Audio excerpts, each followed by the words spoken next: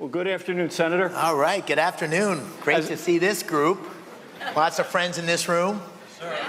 As they say, a man who needs no introduction, but Lohman makes me do this anyway. Now, it just simply reminds you that we're privileged to have Senator McCormick back with us. He's been to PLC many times, and he's seen you across the state.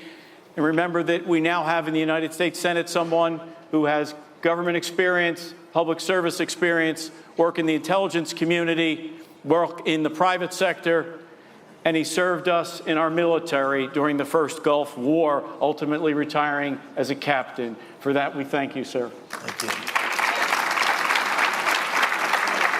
And Guy, can I say, I'm so grateful to be here. It's good to be with so many friends. Thanks to Cliff for the kind words.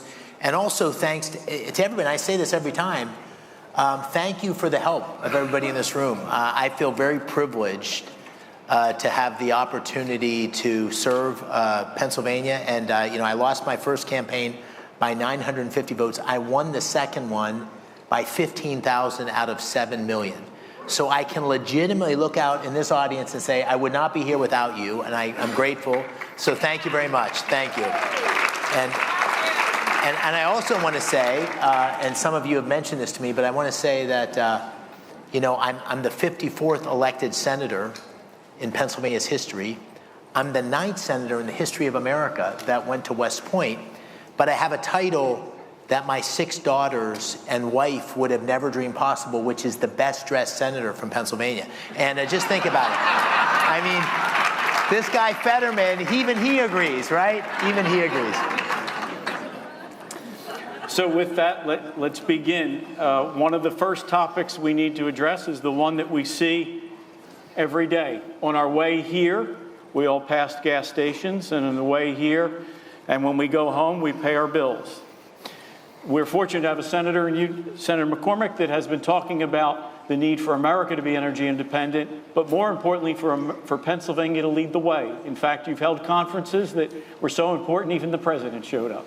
Yeah. So could you tell us what has drawn you to that passion for energy and Pennsylvania's role? Well, I think, I'm going to start by saying I think we are at the most dynamic moment, the most profound moment of change in our lifetimes. Everybody in here. We may be, and this will sound extreme, but I think it's true, we may be at the most profound moment of change in human history. In this moment we're in, with artificial intelligence and how much the world's changing. And when you say artificial intelligence, it's not, somebody said to me the other day, can we just opt out of this? It's not something you can opt out of. The world is changing. China's going to be in this enormous leadership role. And AI and energy go hand in hand. So you can't have leadership in artificial intelligence and technology without energy. And Pennsylvania, we're in this battle with China, but Pennsylvania is the place where we can lead for America. We've done that before. We did it in the arsenal of democracy in World War II. We're uniquely positioned to lead. And we're uniquely positioned to lead because we have unbelievable energy. Unbelievable energy. The 4th largest natural gas reserves in the world. The 2nd largest energy producer in America is we are in Pennsylvania. We're beat only by Texas. We got these incredible skilled workers. We've got unbelievable proximity to most of the population. We've got water. We've got these great universities, Penn State, Carnegie Mellon, University of Pennsylvania. So we are blessed. And we are poised to lead in this moment and to really evolve where our economy becomes a big part of America's future. So that's why I've embraced this. It's not just data centers, although data centers are controversial in some cases. I'm sure we'll talk about that. But it's basically leading this change, whether it's life sciences and pharmaceuticals or whether it's advanced manufacturing. I was up in Tioga County yesterday, an incredible manufacturing facility up there, whether it's steel.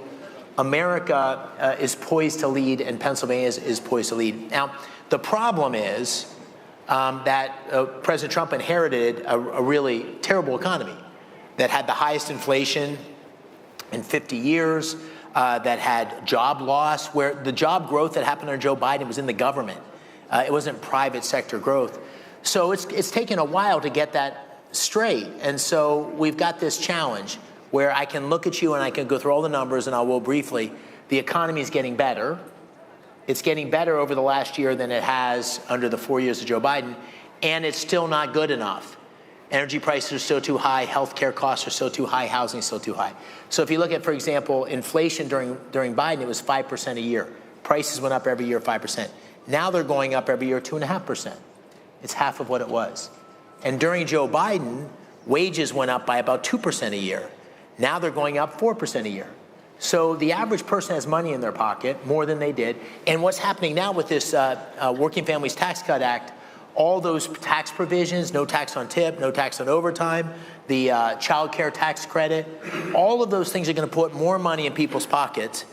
But we still got some real work to do to make sure we're addressing the pressure that most families are feeling. And honestly, with the war in Iran, which I'm sure we'll talk about, and I support 100%, but gas prices have gone up by $1 a gallon. And that is not going to work for very long for most families in Pennsylvania. And so we got to get that wrapped up and get our energy prices back to where they need to be. Well, thank you for your leadership on it. There's so many subjects, and I know another one dear to your heart you talked about as a candidate, and you continue to deal with it as a senator, is the fentanyl crisis. Yeah. And you brought the FBI Director, Yeah. Kash Patel, to Allentown. I want to share a little bit about that visit and the success we're having. Yeah, I mean, I feel it's one of those things. Probably everybody in here has somebody connected to them in some way that was affected by fentanyl. This thing's a poison. It killed 4,000 Pennsylvanians a year for the last 5 years. In 2004, we lost about 4,000 Pennsylvanians, almost 100,000 Americans a year. This is sort of unbelievable. And I campaigned on, we're going to stop this poison, this scourge. So did President Trump. He talked about this everywhere he went. And how do we do that? We close the border. We go after these cartels with our military, which he said and I said, treat them like the terrorists they are. We go with our law enforcement, our great local law enforcement, our great federal law enforcement, get rid of these cartels and the drug distribution here. That was the plan. We passed legislation, halt fentanyl, a bunch of other things.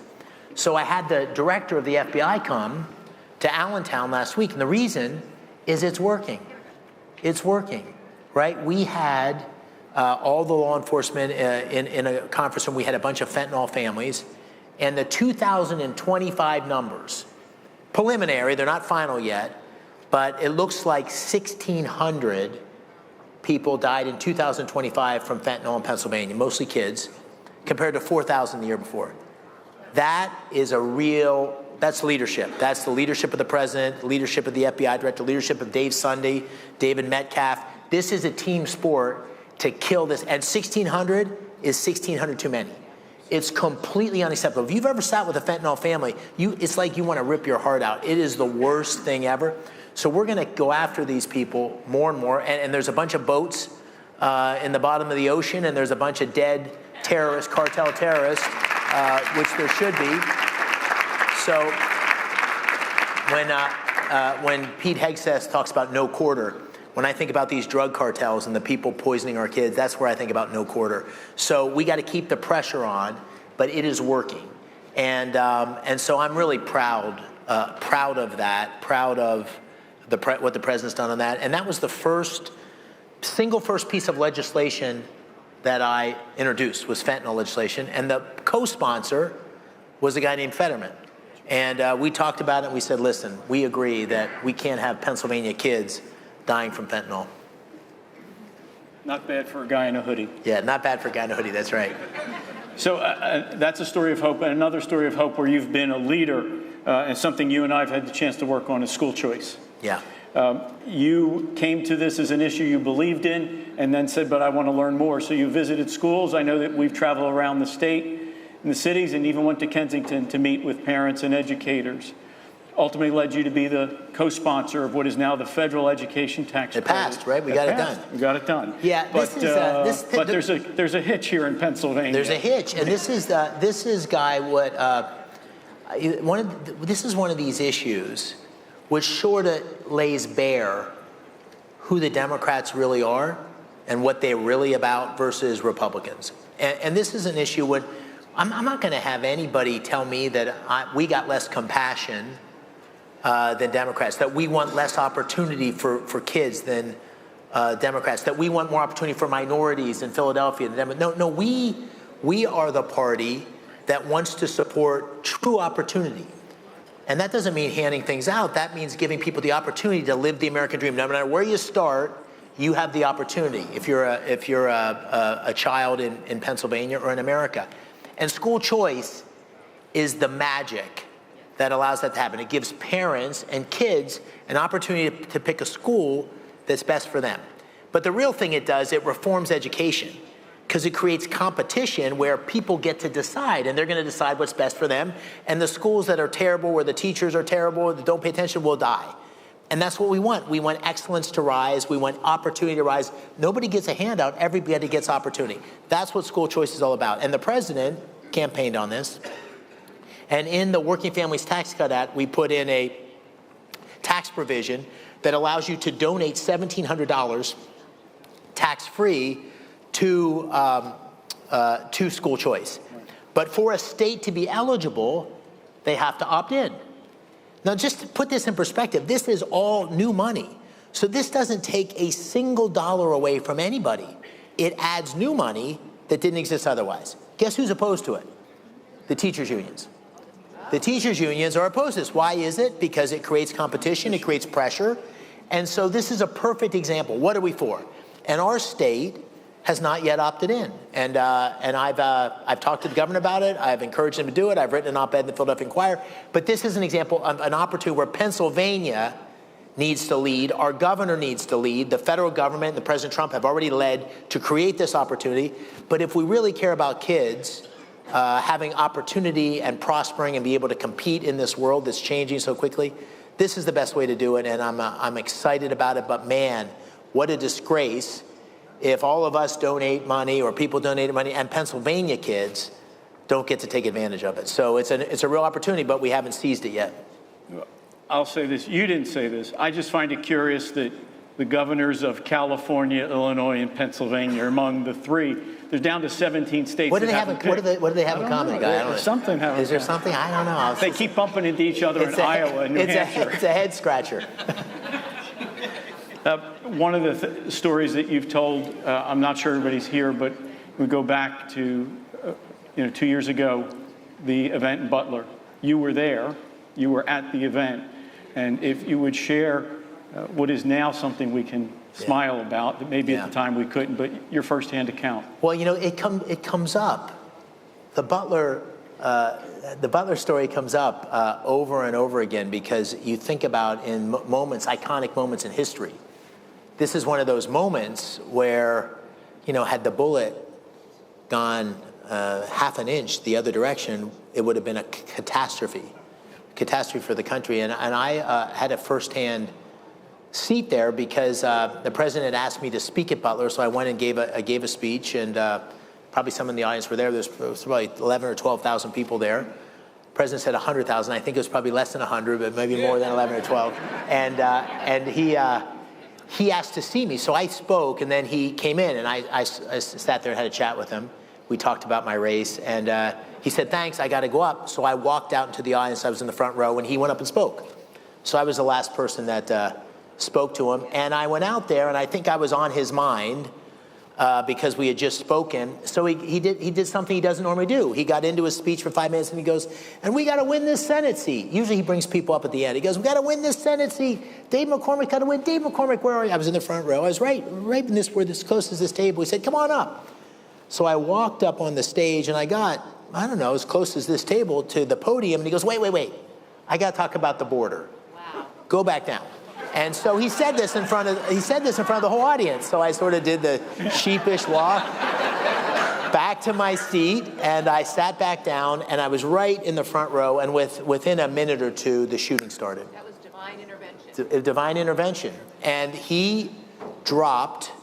And I saw the whole thing. I saw the blood on his ear, and he dropped, and the Secret Service were on top of him.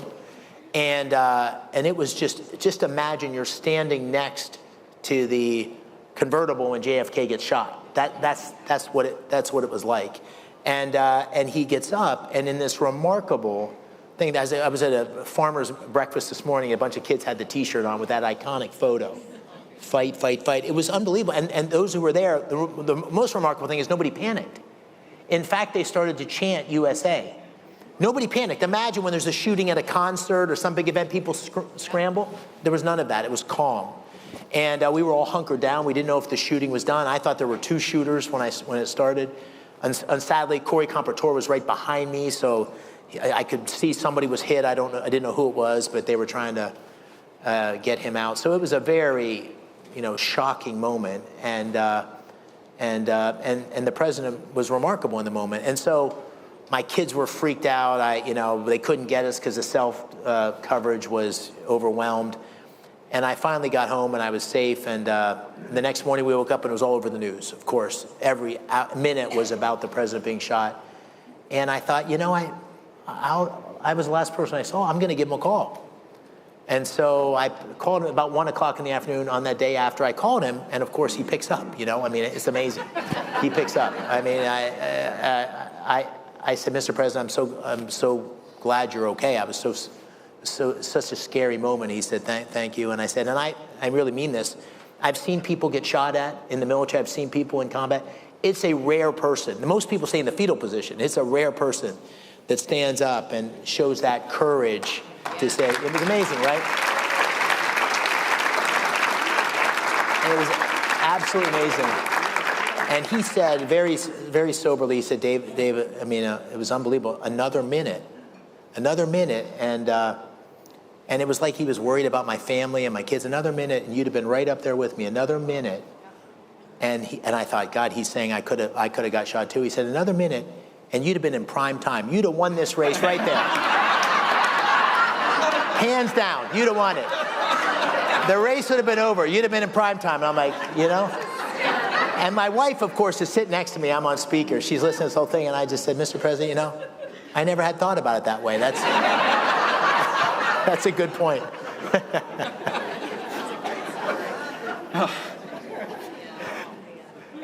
Moving right along. So you referenced it, Senator, earlier, the subject, what's been on all of our minds, and that is the war. Yeah. And to remind everybody that you saw combat. So when you speak on this or when you offer support for the president, it's just not cheering from the peanut gallery. It's not only as a senator, but somebody who's been there and faced it. Because of your work, that Iran has been the world's undisputed leader of terror, recruiting, paying, harboring. Why was now the time to go after them? And where do you see it going? Well, 5 presidents have said Iran cannot have a nuclear weapon. 5 presidents. And what we know is that we were getting closer and closer. When the president intervened in June with Midnight Hammer, they took out a lot of ballistic missile capabilities, but they also set the nuclear program back. Since that time, the Iranians' response was rather than to step back, step forward. They doubled down on building ballistic missiles and restarted their nuclear program. So the president had a choice, and I think he gave the Iranians every opportunity to negotiate. I've talked to him a number of times about it. He did not want to go to war, but this was the only path that Iran left open. So I'm very supportive of this. I'm not going to take any of this. There was not clear goals. There are very clear goals. Destroy the missiles, destroy the drones, destroy the launchers, destroy the manufacturing capability, make sure Iran doesn't have a nuclear weapon. Those are the military goals. We're not going to fix Iran. This isn't nation building. We're going to go in and accomplish those goals. And I think by any measure, our military has been truly remarkable, right?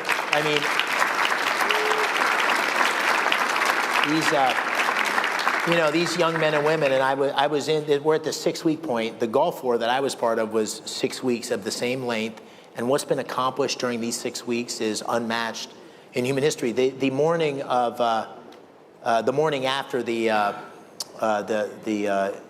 weapons officer was recovered, which just gives you an example of our military. The CIA director called me, and he gave me the blow-by-blow on that, and it was like a Tom Clancy novel. The unbelievable orchestration of the distraction and misdirection, so the Iranians would go here. They find this guy it's like a needle in a haystack And the thing that they couldn't believe, because they kept going back to the analyst saying, this can't be right, was this guy climbed 7,000 feet wounded, and he's not a young man, guy. He's not as young as you and me. I mean, this was an older guy, and he climbed to 7,000 feet and hid in a crevice till they could recover him. So our military's been masterful. We're now at another inflection point. And boy, I'd like nothing better, but we should not trust the Iranians. They have deceived us every step of the way, right? Every step of the way. They said they didn't have a missile that they could fire medium term. They just lobbed a missile 2,500 miles into Diego Garcia. So we should be skeptical of everything they say, but if there could be a negotiated arrangement where they turn over the enriched uranium, say they're not going to have a nuclear program, and stand down and let the people of Iran prosper, that'd be a great outcome. If they don't do that, then we have to finish the mission. And I say that as someone who absolutely has no taste for an extended stay in Iran. We can't put large forces on the ground, but we've got to accomplish that goal. Or our kids, forget about us. We're closer to the end than the beginning, most of us, right? This is our kids and our kids' kids cannot live.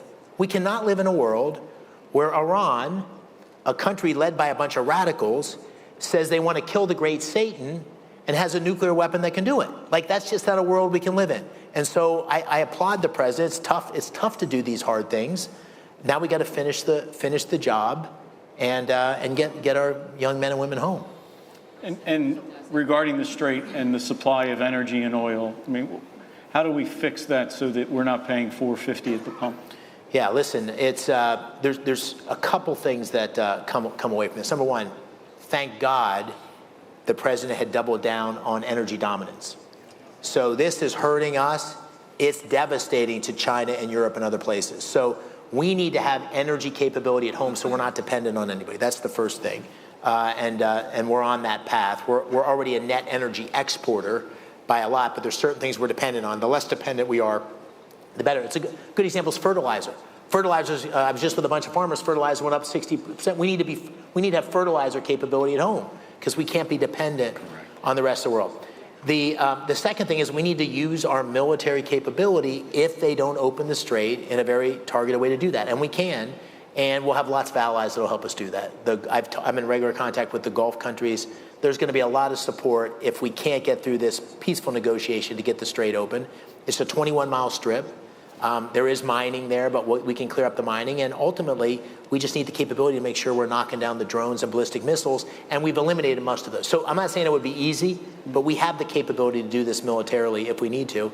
And in the meantime, what the president's done is put more supply into the market with us and other countries. So we can make the price impact less by putting millions of barrels into the market through the Strategic Petroleum Reserve.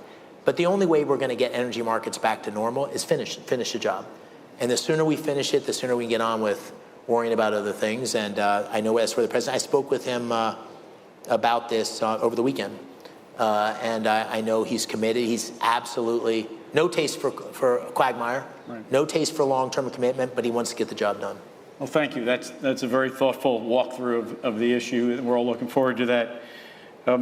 So before our last question, those of you who've been following me on social media know the Senator and I discussed this, but I've been asking the panelists about their first job. So the Senator is going to share what you'll see on X, but your first job. Yeah, well, anybody that knows Bloomsburg, and particularly folks that live close by, there used to be something downtown Bloomsburg called the McGee Hotel, right? Or it's the Hotel McGee, I guess. It was Hotel McGee. And they had a Sunday brunch. And the Sunday brunch was the groaning board. And I was a busboy.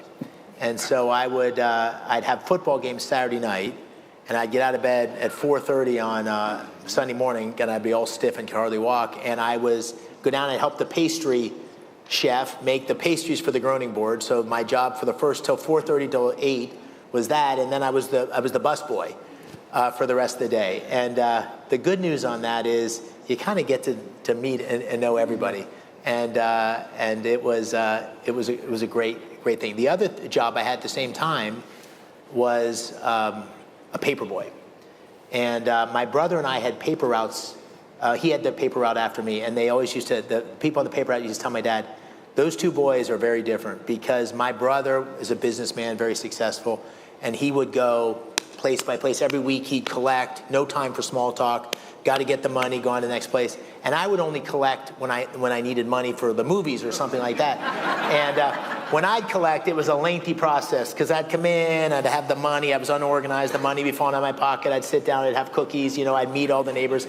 And I had no idea that I was going to go into politics at some point, but apparently my folks thought it was a possibility because I used to love collecting and doing the paper route.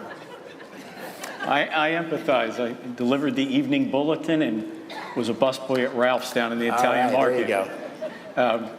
So one of the final subjects we want to talk about as we wind down, all of the things we talked about today require good people to be in office, and we have to have elections we can trust. You've been outspoken on the Senate floor, nationally on television, and across our state. Talk to us about why the SAVE Act is so important to you and why you've taken a leadership role. There's a couple things that are so frustrating since I've been there. I've been there 15 months. The two issues that I'd say most frustrating: the shutdowns, the shutting down the government for political leverage, which I despise, and we can talk about that. I'll never vote ever to shut down the government. Hold me to this. Whether we're in the majority or the minority, I'll never do that. It's the dumbest thing ever. As a business person, this is the stupidest thing. But the other is the Save America Act, which is just so frustrating because you can't get 60 people, even 50 people, but let's say 60, you can't get 60 people to vote for something that 80 out of every 100 people think makes sense. And it's got two provisions, which you probably all know. You have to prove you're a citizen to be able to register to vote, and then you have to have an ID when you show up to vote. Just like you have to have an ID to give blood or get a beer or anything. This is the most. Or to get in here, right? This is the most fundamental. This is the most fundamental thing, and everybody probably feels like this conceptually is important, but for me, this is personal.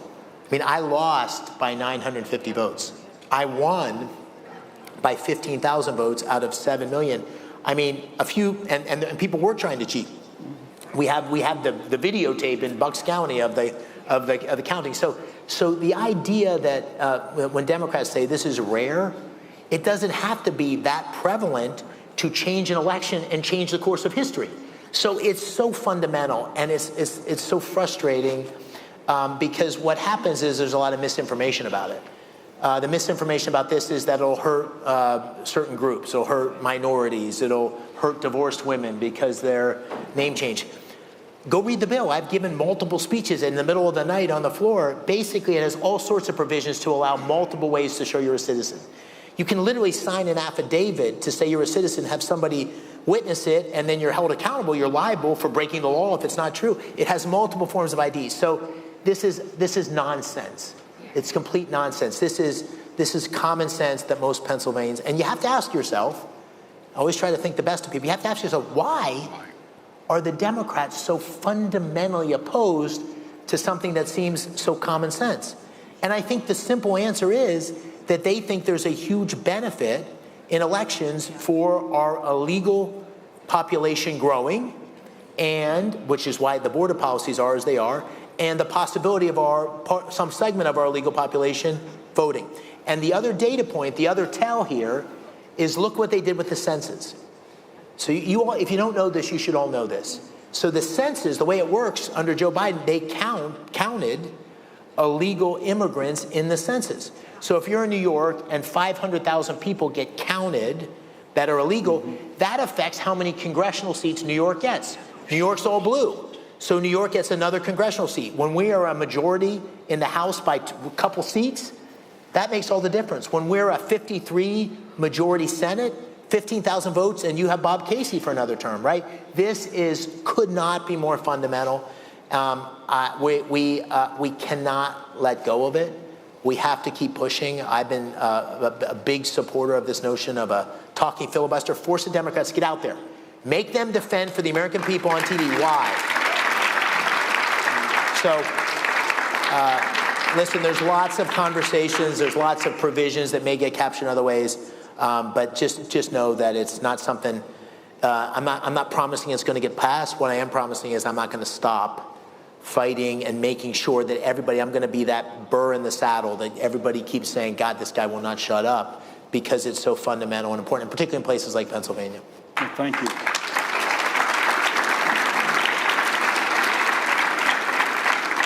So as we wrap up, I just want to point of personal privilege, spoiler alert, I voted for you. And glad I did. You have shown more energy and leadership in less than 18 months than your predecessor did in 18 years, and we're glad you're there for us, so thank you. Thank you. Thank you. Thanks so much. And there you go. I just want to say thank you.